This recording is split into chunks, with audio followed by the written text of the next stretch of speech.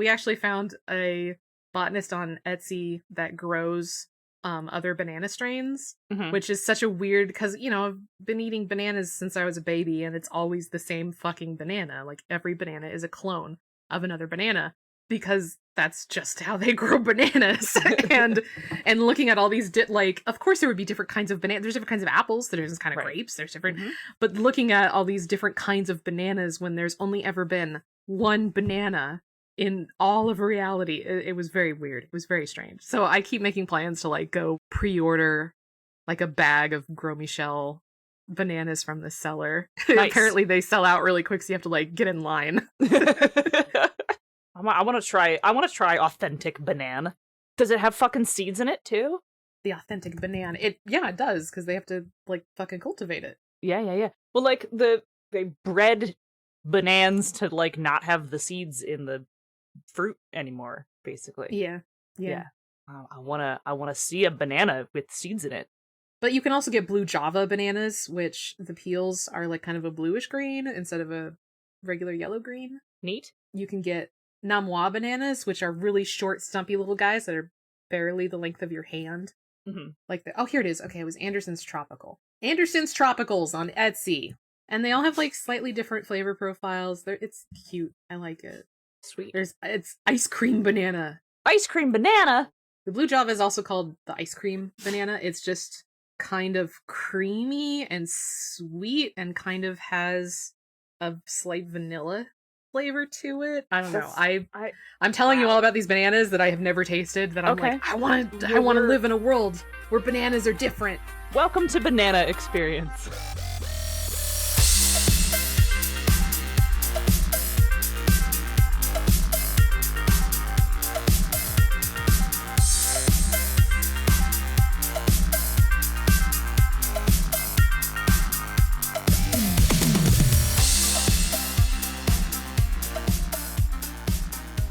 Welcome to Banana Experience. This is Banana Experience. We're no longer a podcast with a deeper look at the play experience and the finer details of running and writing games. We are now a podcast about different kinds of bananas. Different kinds of banana variety. But we will remain queer women speaking with authority just about bananas now. No longer about games. This is now a banana podcast.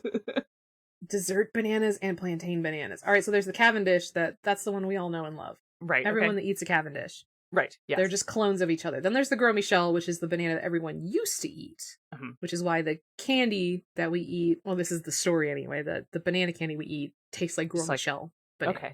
Right. It's a sweet taste, a strong smell, a creamier texture. Can be used in the preparation of banana pies. I love banana pies. Oh my god, I love banana cream pie. And we swear. Red bananas! Fuck yes! They're red! You said that right as I was setting up for the die mat about it, and so that was perfect. Like, that was perfect part of the bit. You said, yes, we swear, red bananas. Red bananas! The copy says, no, this banana is not angry or blushing. It's just doing its thing, waiting to be devoured by you. That's very horny. That's a little horny. It's very horny. Don't be horny about your bananas. About bananas. They don't need any help. This is our first episode of season 5. Should we introduce ourselves to our audience who theoretically may be joining us for the first time? 8 pounds of red bananas for $90. No, you don't. That's Ray talking repeatedly about bananas here on Banana Experience. For bananas. I'm so excited. I am going to be ordering some bananas. I love bananas. And I'm Monica, who's not going to buy a tropical fruit box for $90. I'm closing the banana tabs. Hi everyone, this is our 5th season. How did we make it to 5 seasons? I don't fucking know. Here we are, talking about bonus bananas experience. Bananas experience. We're experienced bringing you the knowledge you need about games and bananas here on Banana Experience. What's up, gamers? Today we're going to talk about perception checks and bananas. And bananas. Can you spot the banana? This is a clusterfuck. Yep. This is a shit show. It's okay. We're just going to launch right into the topic. This is perfect. I don't know what you're talking about. Yeah, we're going to talk about perception checks. I hope that's okay. Yeah, it's fine.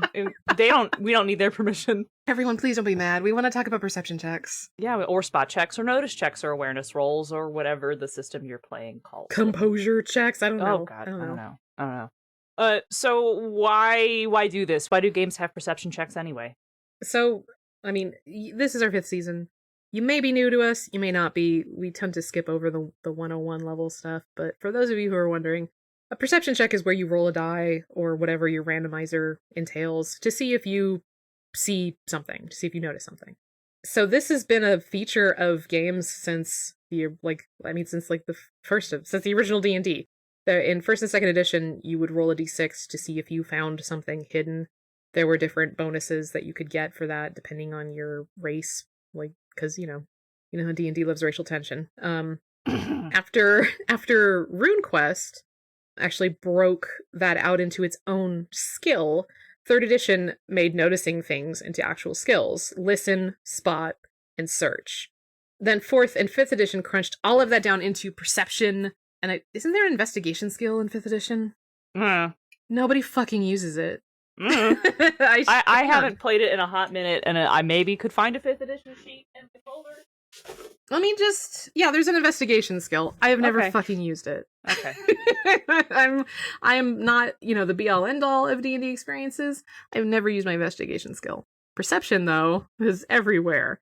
Now we have active perception, where you actually roll the die and then add your modifier and see if you beat the DC. Or you have your passive perception, which is meant to streamline the whole thing down into a DM can just look around the table and go, what's everybody's passive perception? And then know whether someone notices something without there being a roll. Other games will handle this differently.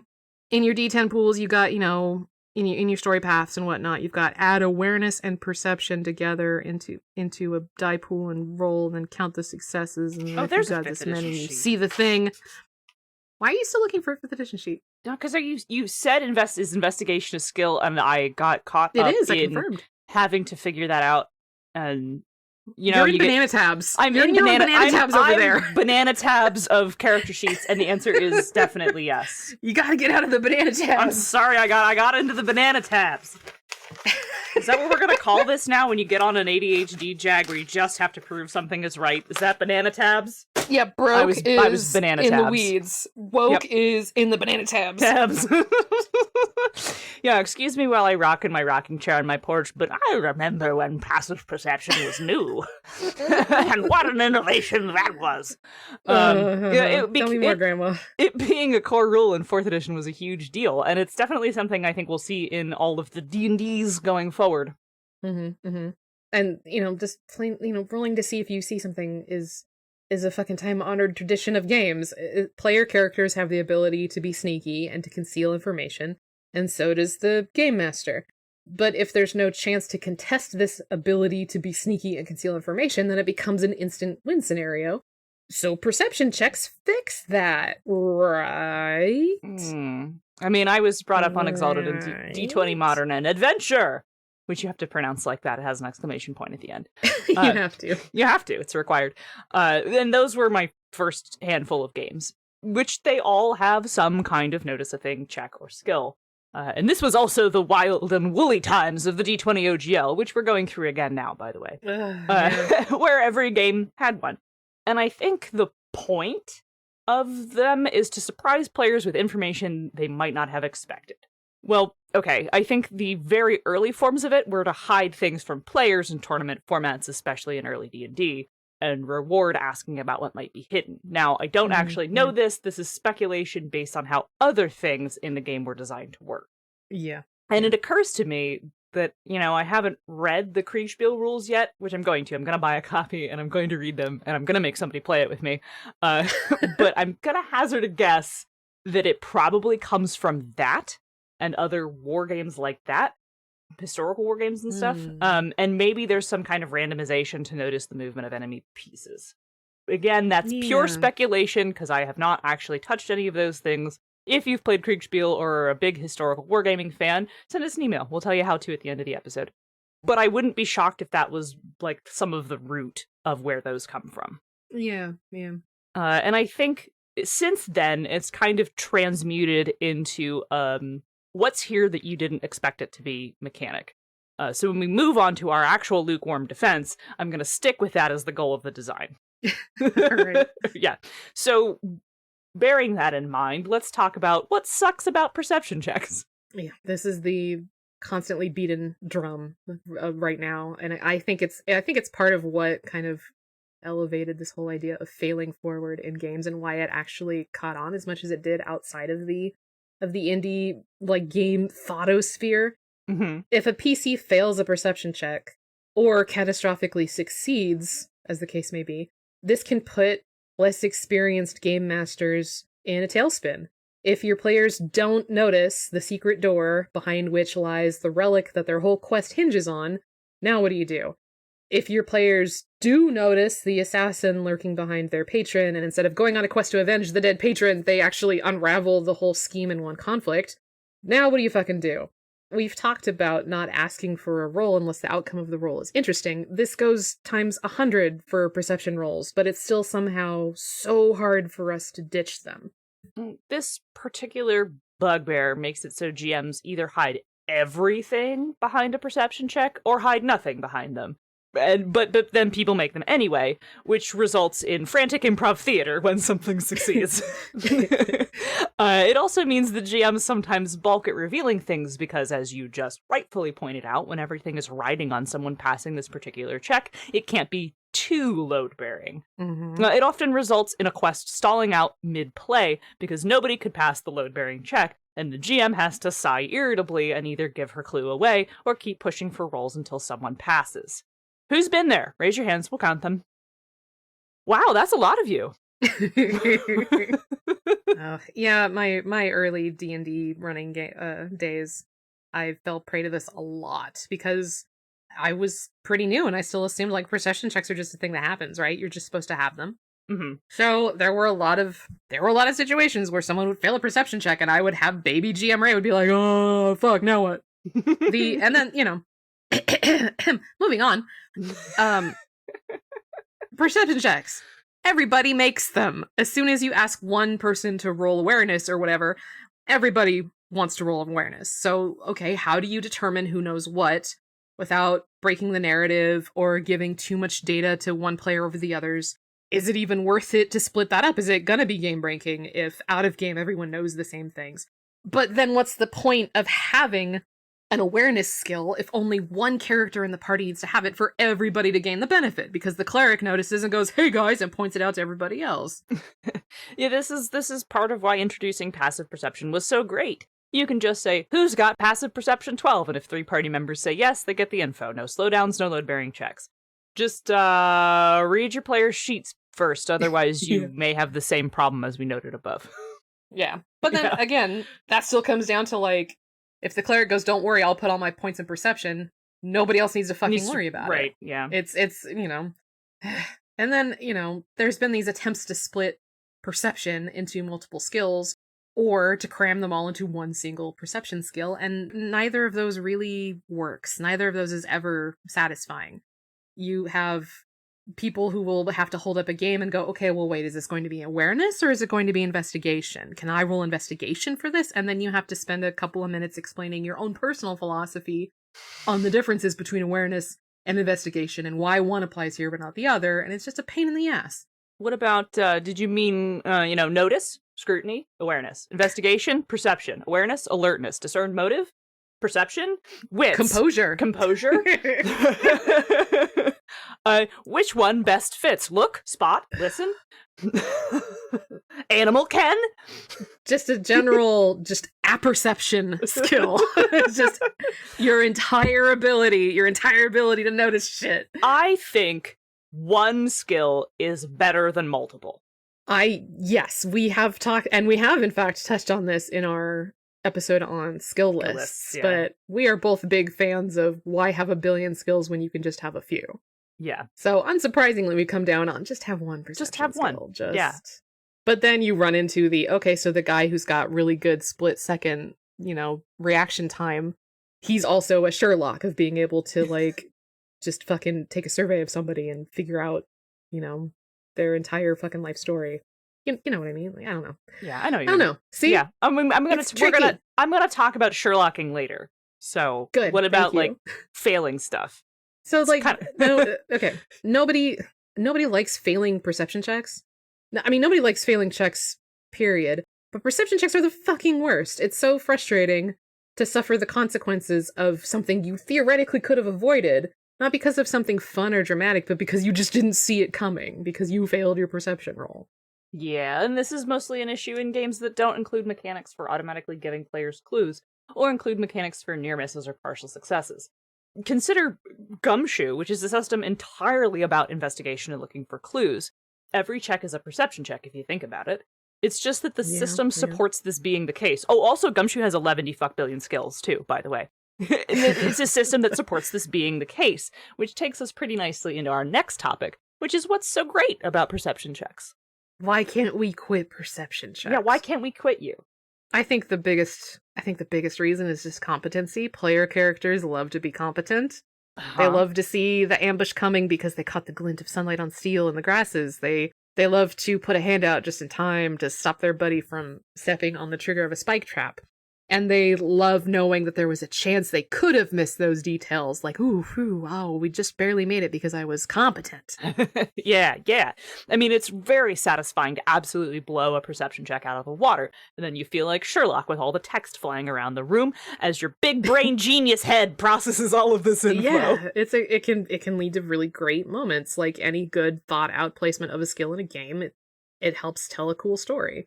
On top of that, perception checks are really good GM prompts. They get GMs thinking a bit more critically about their set dressing, especially in systems with mixed successes. Your player character gets a mixed success on this perception roll. Now you get to think about what do they notice and what don't they notice. So you get to break it down into what about the scene is most obvious, which then leads into you can give really cool like bonus information, context, complications to a scene that may have seemed straightforward, but you didn't roll quite high enough, so you don't get, like, the juicy details about it. Yeah, and it's totally worthwhile to hide a surprise or two behind a roll. When your game is set up to lead players to crucial information and then allow them to discover surprising and interesting details that enrich the story they're pursuing, that's so satisfying. It's so good. Yeah. Apocalypse World teaches us to, quote, be a fan of the player's characters, and there's no better place to do that than being excited about someone passing a perception check to get some juicy additional clue. Yeah. Yes. I love an excuse to give more information, honestly. And I think that might be why perception checks are so tasty, because it's the game giving me permission to tell you more. When really I don't need that permission, but we'll get into it later. Yeah, we'll get into that later. Perception checks are a chance to create tension. I know that this is basically the exact opposite of what I said about what's bad about perception checks, but sometimes failing a perception check is exciting. A friend of mine would end every perception roll regardless of results with, "And you do not see the trap," which is extremely cheeky, but the implication of making a perception roll is that you might not have caught everything. Why was that merchant trying to hide her smile from you? Where did that shadow you see disappear to after it went around the corner? Like, it's the chance of failure for a perception roll, while in inexperienced hands might completely arrest your game.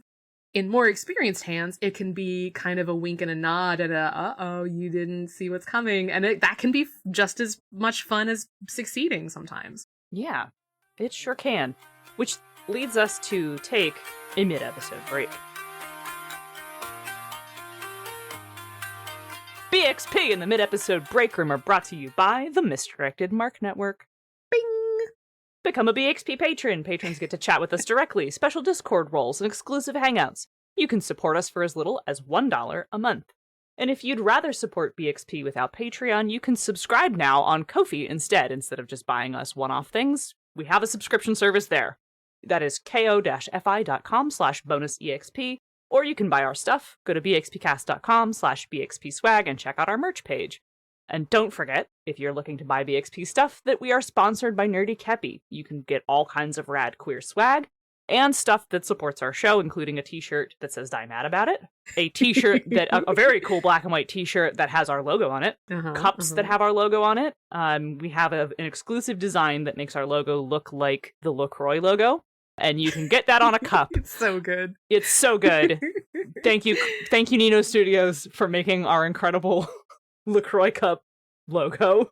It's great. I have been considering, as in just in the last 30 seconds, it occurred to me, considering if you subscribe to our Patreon or our Ko-fi at a certain level, I think it's the $20 level, you become a certified Margaret, and you get the certification to prove it.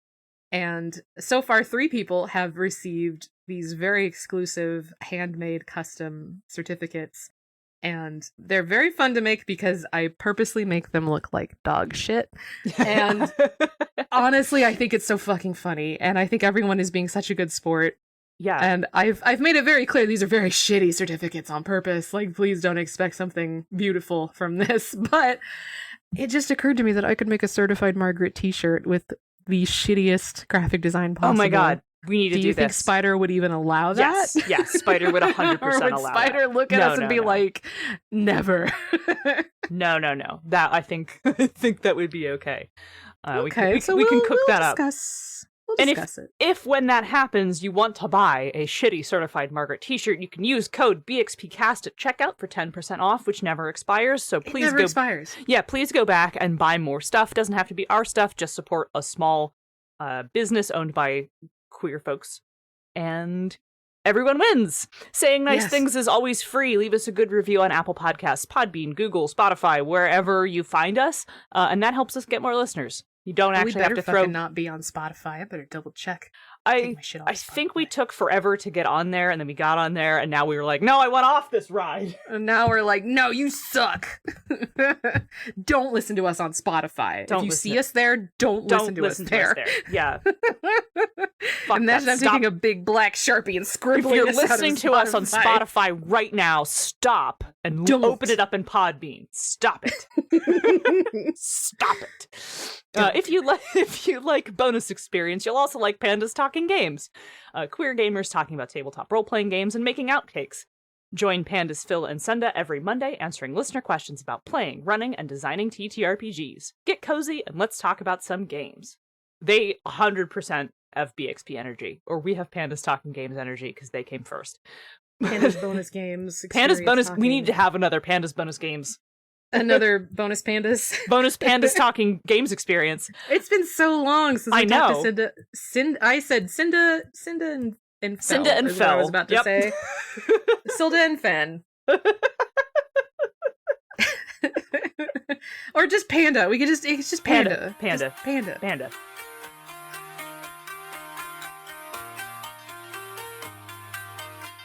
Okay, Monica. Yes.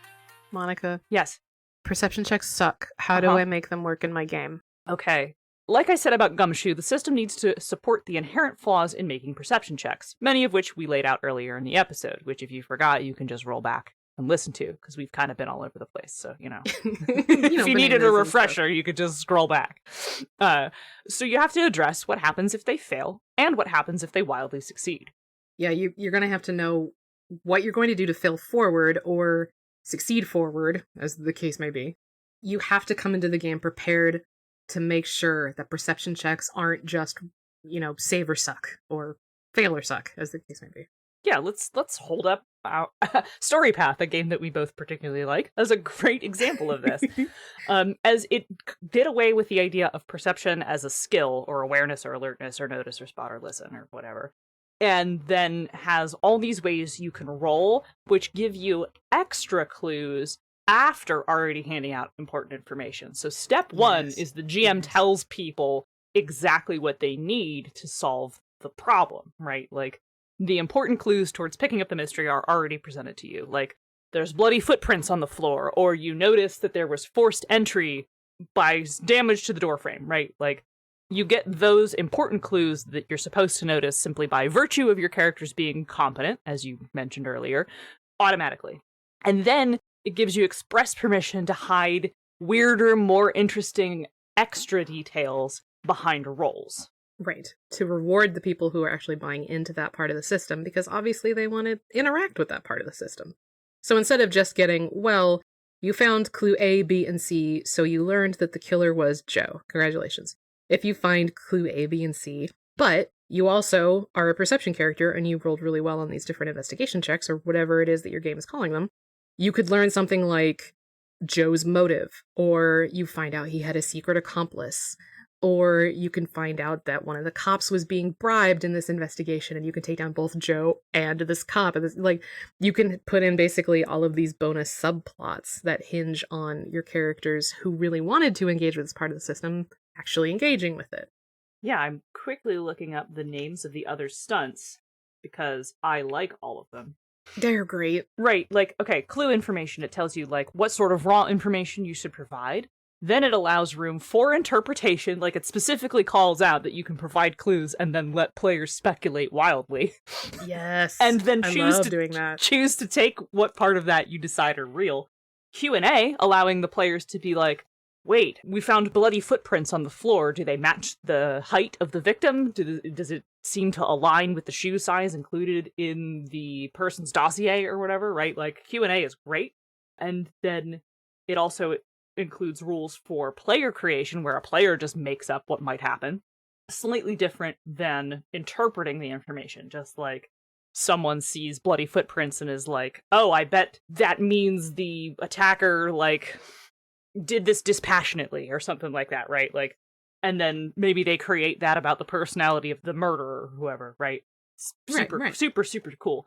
And then it even has proposals for delayed clue information, which I forgot was in there until I reopened this, where, like, you present a piece of information that doesn't seem obvious right now and then becomes important later. Right, the pipe clue. Yeah. Yep. The clue that they come back to and go, oh, and that's when they, like, connect all the strings. And that's also a really satisfying moment in that specific genre of storytelling. In the mystery stories, where you realize this clue from Act 1 was actually so much more important than you thought it was, and it actually points to the killer, and that's like a huge, like, genre tentpole. But then what about for games that aren't about investigating a mystery? What if we're in a straight up, like an up and down dungeon crawl? Do you still roll to have them always check for traps? Do you decide that that's passive perception's forte, or how would you handle that? I think in a game, so, like, we're talking about StoryPath, which is very specifically has a system for procedural investigation, right? Because in the genre it is trying to emulate, that's important. I think the hidden trap is I'm really... thinking about the whole secret door hidden trap thing. Yeah, I think hidden traps, secret doors are important to be concealed as part of the adventure fantasy genre. The question becomes how unfun it is to get hit by it. Mm-hmm. So I actually think the important thing is not that the trap is hidden, but that the trap is designed to not remove people explicitly from play, because nothing is more boring than being removed from play. True. Yeah. That goes into... That's a different episode, right? Like, yeah. I more want to know, like, if you're running a dungeon crawl and you've got your standard party makeup, every time someone enters a room, are you going to call for perception checks to see if they find the trap? Or do you let them say, I'm going to make a perception check to find a trap? Or do you just say, hey, you, the rogue, you're specialized in this. You notice there's the telltale signs of a hidden trap in the center of the room. Like, how do you make that work? I would lead more towards the latter, where, like, you don't want to create a culture of such distrust that people are always going, well, I have to notice everything in this room. And then you get people who are jumpy and then demand to roll every scene and then, like, spend 20 on everything, and then, like, they are too busy being scared of being removed from play, which goes back to, like, your trap shouldn't suck so much that it removes people from play, that they jump on these things, right? So part of that is, one, your trap design, and the other part is, yes, I would be like, so, rogue, you know what a trapped floor generally looks like. Before the fighter takes one step onto that slightly raised tile, do you want to stop them? Right? Like, yeah. And then you allow the rogue to roll to reveal how nasty it could have been, right? Or for, like, clues to avoid it, because then the challenge can become helping everybody move around without getting hurt, right? So then it actually does fall into the same philosophy of running an investigation scene, where you don't want the consequences for failing your perception check or whatever to suck so bad that you're out of the game. Right. Similar to, you don't want to miss this crucial clue or you'll be out of the game. You won't know what's going on. You don't want to miss this trap or you'll fucking die. You'll be out of the game. Right. And then on top of that, you want it to be something that you can reward players for investing in that instead of, okay, well, you find the trap. Like, you can tell there's a trap over there. But if you roll high enough, you learn who made the trap and for what purpose, or how to safely disarm this trap. You get a bonus to disarming it, or how to make sure everyone can get around it safely, like you just pointed out. So, yeah, okay. So basically, same thought behind it, making sure that failing your notice check or awareness roll or whatever is not such a grave consequence that the game is over. Right. And leaving room to reward people for not just noticing the obvious thing they need to notice, but going above and beyond into, you notice all this other cool extra stuff. Yeah, you want to make sure that both outcomes are equally interesting and keep people engaged, right? Like, which sounds like a lot of work, but it's really not. It takes work to get into the habit, honestly. Yes, like I kept saying, for some reason, perception checks are just so hard to ditch because it's such a it's a oral / written, narrative game where you have to describe every sense so people know what they're actually interacting with. Theater of the mind. So perception check kind of like boils that down into like, okay, how detailed do I need to get? What are you actually noticing? So it almost feels like second nature to be like, all right, cool, I need to know what you see, but first I need to know how you see it. But that's all bullshit. You don't need to do that, which is how I'm going to segue into, how do we just take perception checks out of a game entirely? Okay. I mean, let's continue to talk about story path, because Scion removed it completely. Trinity Core includes sensing as a possible option for investigating, right? And it's integrity plus cunning, I think, is the dice pool. Which just like, if you want to just use your raw senses, to use your eyeballs and ears and nose to like look for things. I'm listening so hard. That's what that's for, right? But Scion took it out completely. It's just not in there. And people fucking hated it. Because we're so used to having that as a skill. I know, and I think that's because folks are desperately looking for that in a traditional game. And if you don't know what we're talking about when we say traditional game, take a quick pause and go back and listen to our What's Your Traditional Game Anyway episode. Do that right now. Okay. Okay, you're back? Great. All right, cool. It's also pretty interesting to me that most Powered by the Apocalypse games don't do this at all, instead transforming what we'd call a perception check into those question askers, which I adore. You don't need a special move to do this, or rolls at all if you're designing your own system. You can just simply have that be the basic function of notice things, and it can just simply be a restricted list of questions that you can ask, no dice required. Like, here's 5 questions, ask 2 anytime you want to notice things, right? And tellingly, a lot of Powered by the Apocalypse games will split that noticing things move into way more specialized moves. Like, it's not just a notice things move, it's a read a situation move. Right, yes. So you can try to get a feel for, like, how does so-and-so feel? Is violence about to break out? Who's the most powerful dude here? Which are all questions that could be on a list. And then there's, like, not read a situation, but there's... Read a person. Oh God, read a person. There's a bunch of them. Like, there's a couple of really cool ones that'll have, like, what's the quickest way out of here? Right. Like, what's hidden from me in this situation? Right. There's a ton of them that you can look at. I'm, like, PBTA does have you roll for them, where failure usually results in you sometimes not asking a question, or asking a question and getting an answer you don't like, which is great, right? You get an answer you don't like, or I think I've seen somewhere, if you fail, the enemy gets to learn something about you, or the antagonist gets to learn something. There's really, really excellent design there, but I'm saying that if you don't want to roll at all, you don't actually need to. There's no need to roll for this. You literally can just say, whenever you're trying to notice something, here are 5 questions, ask 2. Period. That can be a rule. That can be a rule in your game. And this guided discussion means players never go, quotes, off the rails. And GMs can always be prepared for those specific answers. Like, if your investigation rules are simply, whenever I investigate a scene, I can ask 2 of these 5 questions, I just have to pick which 2. The GMs are always prepared for those questions to be asked. It's never going to be anything different. Yep. Rolling a 20 on my perception check with advantage means we have to make up what's happening right now. We have to come up with that, unless I specifically had something prepared. Answering, what might I be missing, leaves very little room for ambiguity.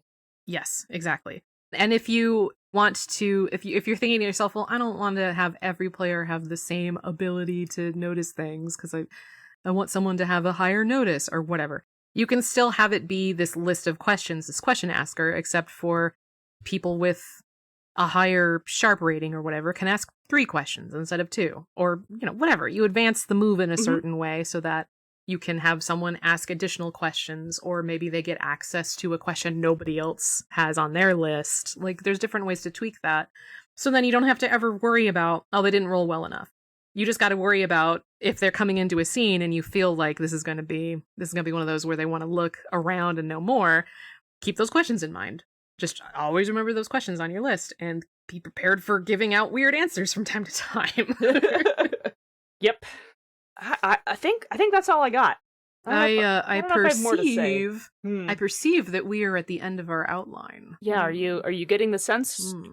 I'm giving you the free clue that I think we might be done. I think we're at the end of our outline. Hey, that was pretty good. Yeah, it was pretty good. Episode of season 5. That was all right. I felt good about that one. Yeah. I do have a few notes for you. For me? I feel like you could let me indulge in my banana tabs a little more going forward. Just be a little more flexible when it comes to me to your researching tropical fruits. Okay. Yeah. I feel like that would really. All right. I feel like that would really help us gel as a team. Okay, I hear you. I hear what you need.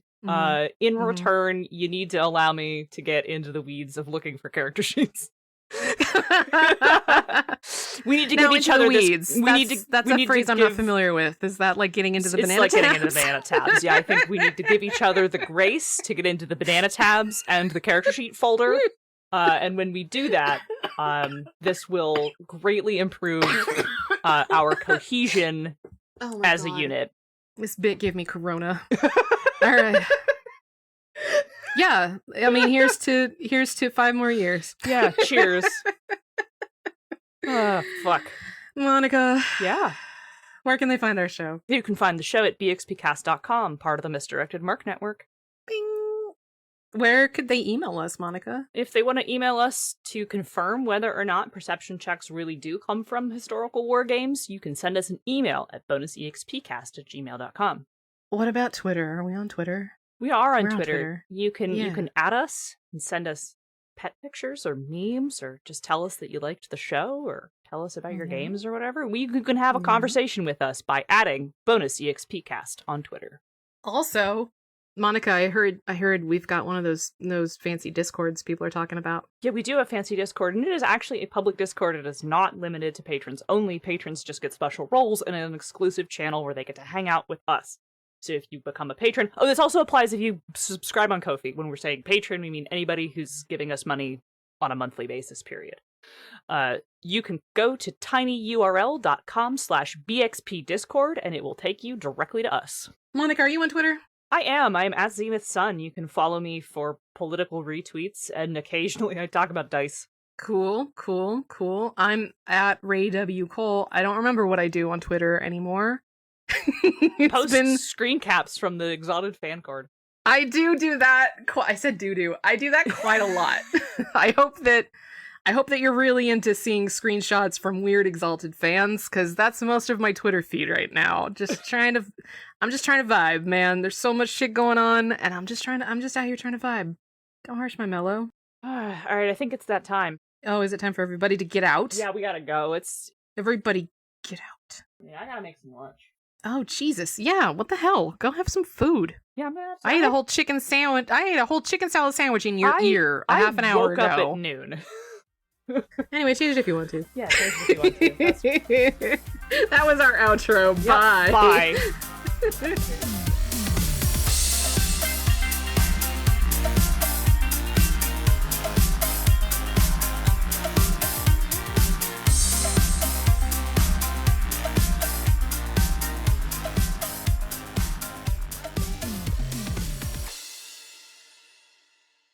Do I have to do this?